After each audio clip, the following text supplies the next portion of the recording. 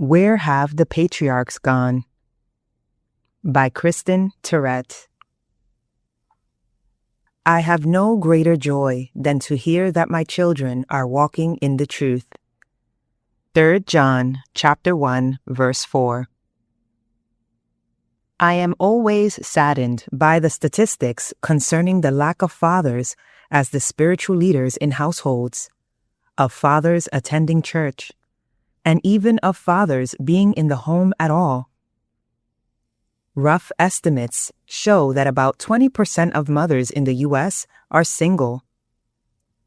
However, if a child's father is a believer, they, according to some stats, are over 90% more likely to have faith in Jesus.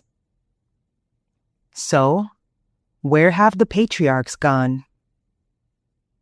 A father's influence cannot be squashed, nor should it be. Men have the advantage here. There is something innate in us as children, but I believe as adults too. We want to be led and guided by our father figures, knowing they would never steer us wrong.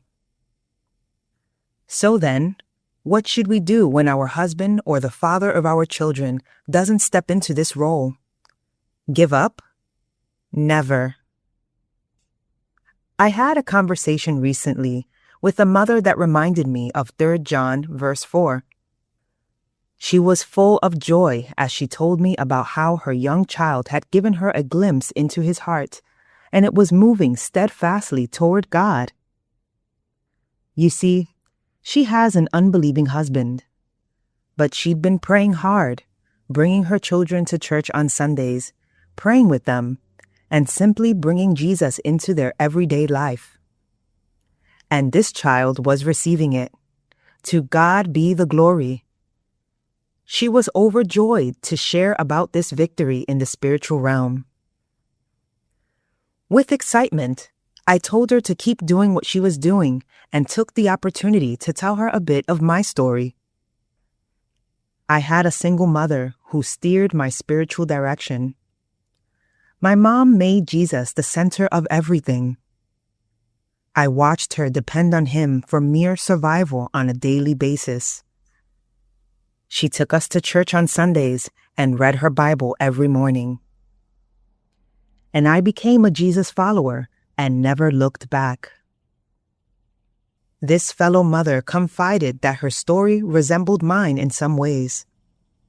Her father was in the home, but her mother was the spiritual leader, and she came to faith at a young age. Now, even her own father is a believer. Think about the joy my friend's mom has at seeing her loved ones walk in the truth. So, mothers, banish the statistics that try to steal your hope. My friend and I are evidence that there might not be a spiritual patriarch in the home, yet the children will still believe. You can trust this very verse to be true, that you will have no greater joy when you see your children or any under your spiritual care walking in truth. Are you doing what's needed to guide your children to Jesus, whether there's a father in the home or not? What do you need to add to your daily life to help banish those statistics?